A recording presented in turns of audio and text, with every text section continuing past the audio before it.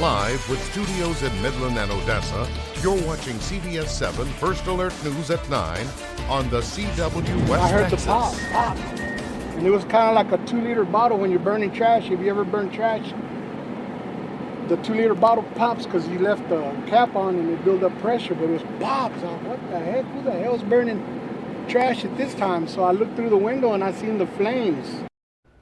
That's a description of what Odessans along 81st Street and County Road West woke up to this morning after a large fire broke out at Permian Basin containers around 4 in the morning.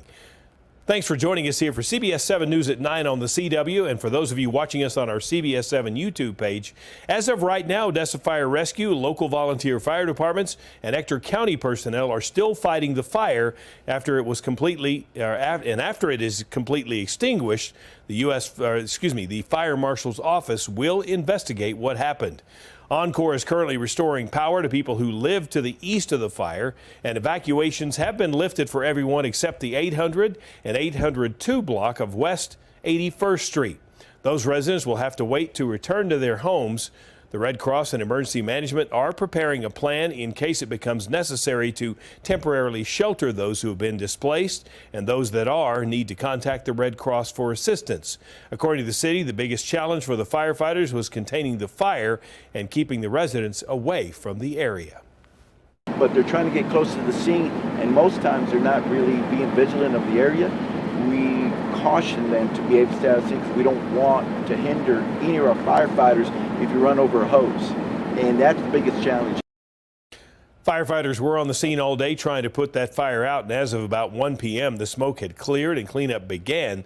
According to Odessa City Manager John Beckmeyer, it seems there were no chemicals in the fire that the city or county deemed to be toxic. One RV got burned, and it looks like one single wide mobile home caught on fire. Also, there's been no injuries with the fire, so we're very fortunate with that. Again, it's just a really hot fire. You've got a lot of plastics and things like that in there that are burning. Stick with CBS 7 for the latest updates as we learn more information. The Midland City Council has discussed a proposed solution for the firefighters' pension fund. That solution would involve the city of Midland providing a majority of the funding for the firefighter pension fund, in part using a bond. Firefighters will pay for the rest of the total fund.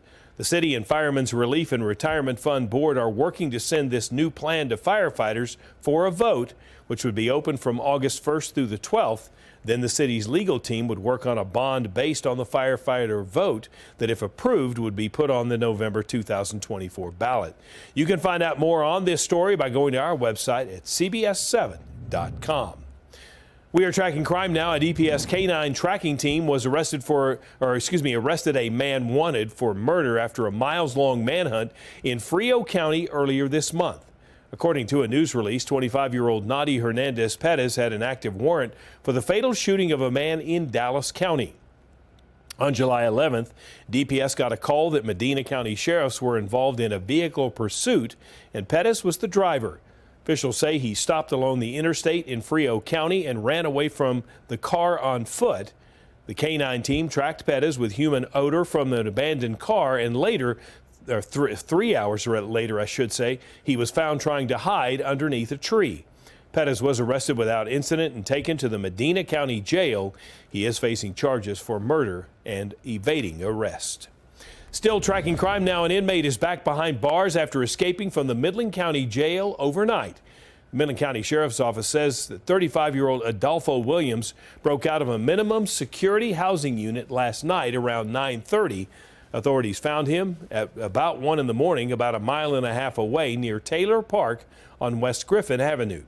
Williams was being held on possession of a controlled substance and violation of probation and is now being charged with felony escape.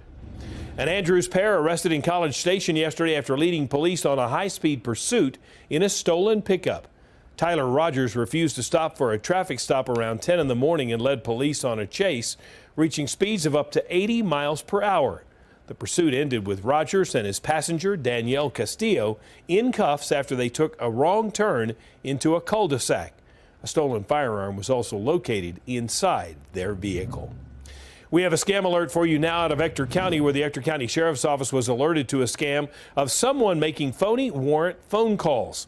Caller claims to be Officer Richard Dixon, telling people that they have been issued a failure to appear warrant from Judge Dustin Fawcett's office. ECSO would like to remind you that the Sheriff's Office, Police Department, or the courts will not call you and tell you that a warrant has been issued. They also will never ask for money to make the warrant go away. Time now to talk your weather forecast. Chief Meteorologist Tom Teefer-Teller joining us on this Tuesday evening. Tom, how does it look out there, and what can we expect as far as the week is concerned? Well, one thing I'm sure everybody noticed was the sunset was a little hazy. The sun itself was red and bright, as it said, and you can still see a little bit of that haze. This is from Canadian wildfires in Alberta, bringing some of that smoke down on a northerly flow in the upper levels of the atmosphere. Temperatures today, we're on the mild to warm side. We're all the way up to 91 in Big Spring, 90 in Monahans, and also 91 in and around the Presidio area, but we've cooled off a little bit. Excuse me. We are looking at those temperatures into the lower to mid 80s out there. Lower 70s still around Fort Davis and Alpine at the present time, and it looks like it's going to be a quiet evening down to about 68 on the overnight low. And you guessed it, temperatures are going to warm up a little bit more as things continue to dry out here over the next few days. Federal agents are building an arson case against at least two people they say started the salt fire near Ruidoso last month. They are also suspected of starting more than a dozen other fires in the same area back in May and June. Federal agencies identified at least 16 separate human-caused fires sparked from May 3rd to June 18th and burned 7,000 acres. Now, they haven't filed any charges yet, but they say they have surveillance video of their suspects and connected a pair of shoes to shoe prints found on the scene. They say that's enough probable cause for warrants and arrests. It is important to note the South Fork fire that burned northwest of Ruidoso was not an arson case. A boil water notice in place for West Odessa after multiple water leaks in that area. In fact, according to the Ector County Utility District, or ECUD, the leaks are on FM 1936 and West 16th Street. They say people might experience low water pressure or have no water. ECUD staff is currently working to repair the lines and say their goal was to have it fixed by the end of the day today so everyone could have water again. A boil water notice is in place, and ECUD will notify people when it's lifted and when the lines are repaired. Because of those leaks, the MCH Urgent Care and Family Health Clinic at West University and 1936 was closed today. The hospital says all scheduled patients were notified, and the MCH Urgent Care on JBS Parkway opened its second side to take patients from the West University Clinic. Over the next 2 weeks, Midland ISD Police will be conducting safety drills and trainings at Midland High School. These trainings will involve realistic gunshot sounds and armed officers on the campus. The trainings will be July 24th, 25th, 30th, and 31st. Also in Midland ISD, the Council of PTAs and MISD Emergency Services will have an information session for parents tomorrow night. They will answer questions about the school's emergency protocols. That meeting is at 6 p.m. Wednesday and will be held at the Bowie Fine Arts Academy. Yesterday, XTO Energy held their annual charity golf tournament. Every year, the funds raised go to a non-profit positively impacting the Permian Basin. This year, they raised $225,000 for the Midland Rape Crisis and Children's Advocacy Center. Since 1990, the center has provided services to sexual assault victims and their families. They have reached over 800 people to date. The head of Secret Service is leaving her post. Secret Service Director Kimberly Cheadle announced her resignation following the assassination attempt of former President Donald Trump. A bipartisan group of lawmakers had asked her to step down. Our Washington News Bureau's correspondent Brendan Cullerton gives us what's next from Capitol Hill. A lot of questions from lawmakers and not many answers. Secret Service says the attempted assassination of Donald Trump was an unacceptable security breach they need to make sure does not happen again. It is my firm belief, Director Cheadle, that you should resign. Lawmakers on both sides of the aisle blasted Secret Service Director Kimberly Cheadle after a sniper's bullet hit former President Donald Trump on her watch. How can a 20-year-old with his father's AR-15 assault weapon climb onto a roof with a direct 150-yard line of sight to the speaker's podium without the Secret Service or local police stopping him. Cheadle says she takes full responsibility for the lapse of security. The assassination attempt of former President Donald Trump on July 13th is the most significant operational failure of the Secret Service in decades. But citing security concerns or an ongoing investigation, the director provided very little insight. That individual was attempting to be tracked down. At what time? I don't have a specific timeline other than to tell Director, you. it's been 9 days. Despite calls for her job, Cheadle says she's not going anywhere. I think that I am the best person to lead the Secret Service at this time. Cheadle says Secret Service hopes to complete the initial probe into the assassination attempt in 60 days. In Washington, I'm Brendan Cullerton. Still ahead, the vice president turns her attention to choosing a running mate. The story is coming up.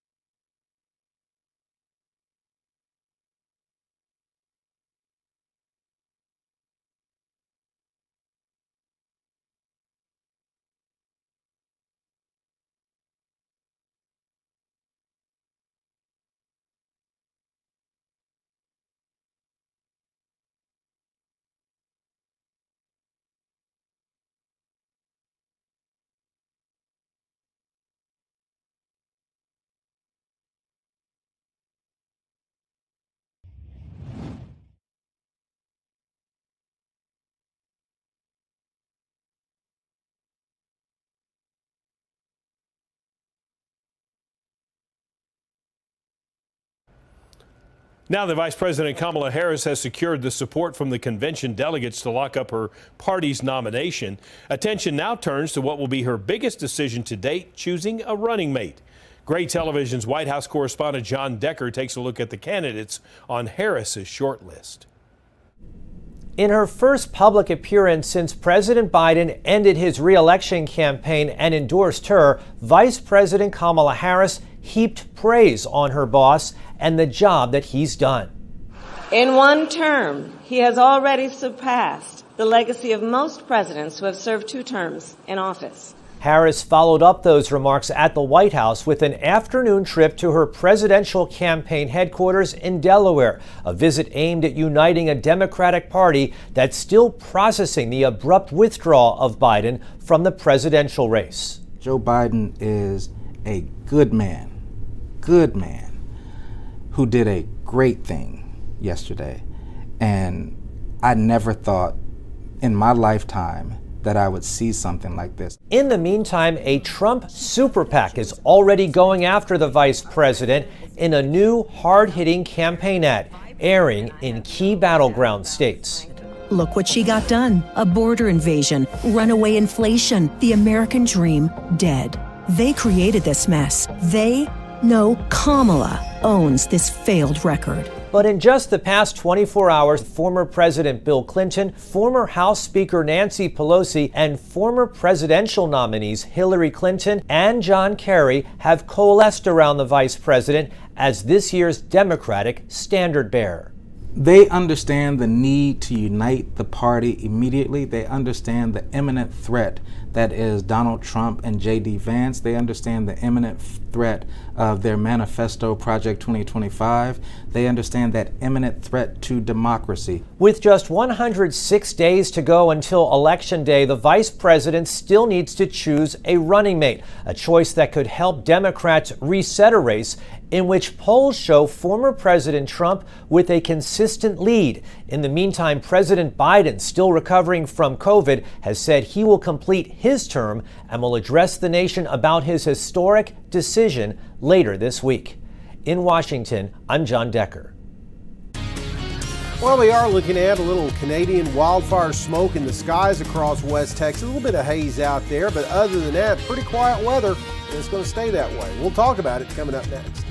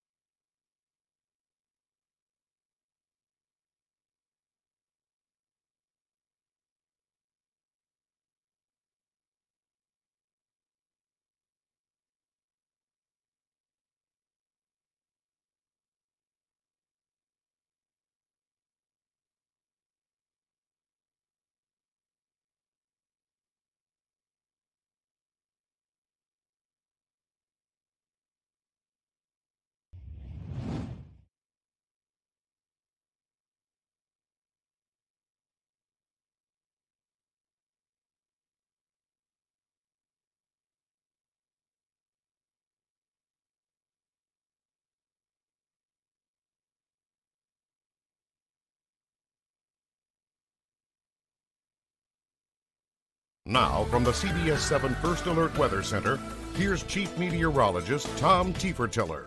Well, the satellite and radar view pretty quiet this evening, except around the Sanderson-Dryden area. A little thunder shower popped up and moving off to the southwest there, right across portions of Terrell County. A cooling shower, but that's really about it. Everything else we had west of Lubbock dying down for tonight. You can really see that haze. It's really showing up in the sunset here. As you can see, the haze, that's what I'm trying to say, but the layers of it showing up there, making again for a vibrant sunset. As temperatures right now are into the mid to lower 80s out there. The place to be today was over towards the Davis Mountains, where temperatures stayed into the 70s for most of the afternoon. You can actually see some of that smoke being swept down on this northwesterly flow to northerly flow across portions of the upper Midwest. Well, some of that has made its way down across the Texas Panhandle, even into West Texas. So we're going to be dealing with that for the next couple of days before this high pressure moves in a little bit closer. And that is going to put us in more of a northeasterly flow. So we're going to get out of some of that. But also with that high pressure moving back in, temperatures going back up. Again, a lot of rain today. Seeing scattered showers and thunder showers continuing close as the Sanderson area, but across southeast Texas, Corpus Christi picking up a couple of inches of rain, and back into northeastern portions of Mexico right now as temperatures across the state Not too bad. Very comfortable for this time in July across the area. Now, the futurecast not showing too much other than some hazy skies and maybe a couple of clouds here and there on your Wednesday into the afternoon, evening hours. Even not too much in the way of isolated showers or thunder showers into the mountain areas, and this should continue into Thursday. So not expecting too much of a change in this forecast other than temperatures starting to go up a little bit. So upper 60s overnight tonight, pretty comfortable to wake up to, and a touch of humidity to deal with. And tomorrow we're going to be back into the lower 90s across the area with mostly sunny skies and not too much in the way of isolated showers, thunder showers. And that's the trend into the rest of the week and the weekend. Isolated thunderstorm chances come back in the forecast late in the weekend, early part of next week, as we'll see temperatures into the lower to mid 90s hanging around, and then really starting to warm up latter part of next week. A West Texas FC fan is in the running for the league's Supporter of the Year. His story is up next.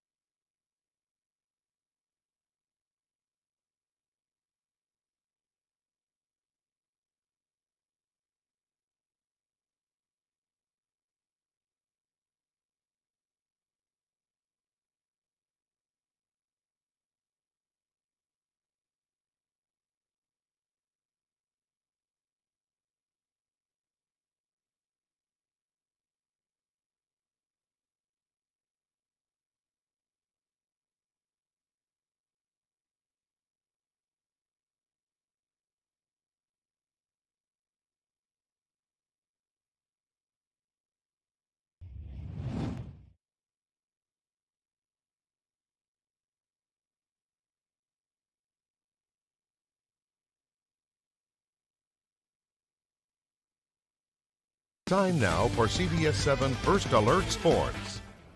West Texas FC is done for the season after Saturday's loss. However, some awards are still coming in. One West Texas fan, Brian Hodnett, is a nominee for the NPSL's Supporter of the Year award given to the best fan across the almost 90-team league. CBS7's Jensen Young reports. Man, I tell you, it's great to be nominated. But, I mean, it's not just me alone. Yeah, I go down there, I start the chants, I yell.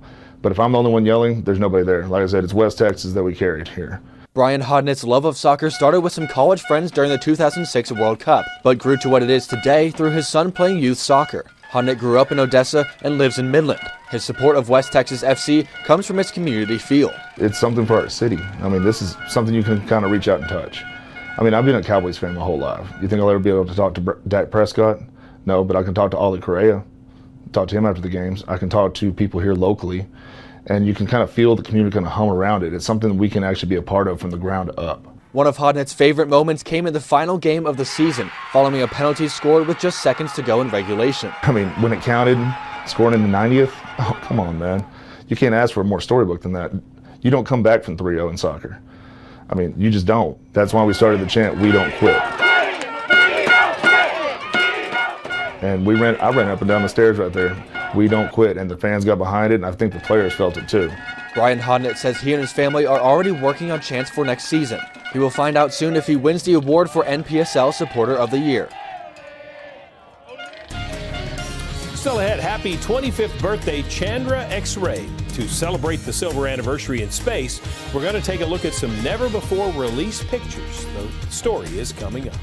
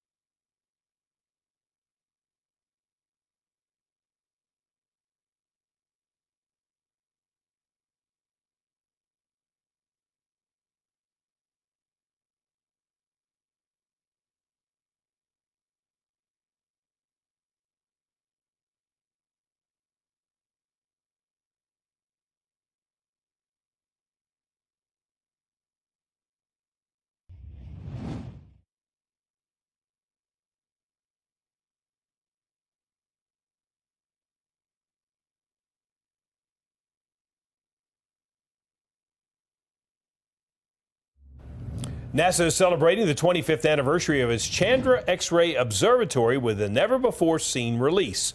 25 X-ray images highlight the observatory's silver anniversary in space. You're looking at some of those images right now. Beautiful pictures. Space Shuttle Columbia launched Chandra into orbit in 1999 to help astronomers get answers to some of space's biggest mysteries. Chandra has explored and brought to light unknown discoveries, including exoplanets and dark energy in space that have surprised astronomers. Its data continues to be used together with NASA's powerful James Webb Telescope and others, recently discovering the furthest black holes ever to be found. The set of 25 images is a mere sample of the nearly 25,000 Chandra has grabbed since its launch. Beautiful images there. These are just a small sample. There are literally thousands. And I think those are destined to become stamps, if I'm not mistaken. Oh, is that right? I Okay. think so. Okay. I think that's why they picked these 25, showing these, that the one thing that it showed was that deep field. You can see it right there. Yes, yes. Kind of in the center, that shows the local cluster of galaxies and shows just the immenseness of space. How big, yeah. And anyway, it was the first one to really do that. There were some Hubble fields, deep fields, but that was one that was really something else. I know you're fast about this, like most of us are. I mean, it's just amazing to see these images. Yeah, really good stuff. And tonight, kind of hazy for any stargazing out there, as we're still dealing with a waxing, or I should say a waning gibbous moon out there. So not the best for stargazing, but other than that, who could argue with this weather? Yeah, who can? Thanks for joining us. We'll see you back here tonight at 10.